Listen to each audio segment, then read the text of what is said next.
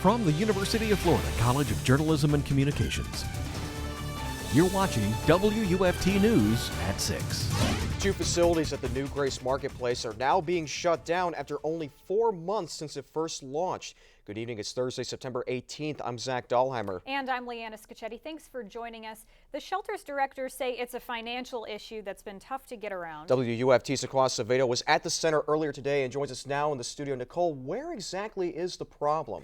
Guys, it's been difficult for the facility to continue to function because the funding that they're getting from the city just isn't cutting it. The budget for Grace Marketplace was approved back in 2007 by the city and county commissions.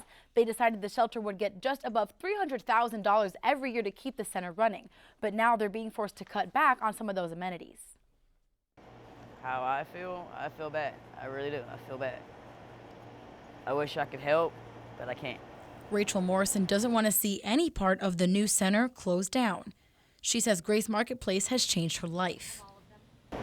Well, I used to be a drug addict until I got here. I've been clean for 4 weeks now.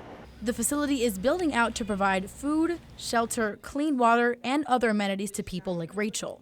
But after only 4 months since opening their doors to the homeless, the approved budget is being stretched too thin. Once we got onto the campus and we did our project planning, we realized it's going to cost about $550,000 a year to run this. So we are automatically about a $250,000 deficit each year just to provide the level of services that are called for in our contract.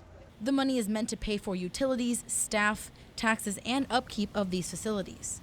To save money, 2 of the shelter facilities are soon going to close. Cutting back on the chapel and the pavilion, we'll cut another $2,000 or $3,000 out of that. We're cutting back staff costs. We're cutting down everything we possibly can. They hope these cuts will help alleviate their expenses, but they're not just cutting, they're also opening indoor housing for those who are interested, making some who stay there feel more at ease. They're trying to have a life here, and when they first came here, they thought that this was their answer, their thing, and maybe not their forever, but they needed to pretend that it was for a minute so they could feel stable and function.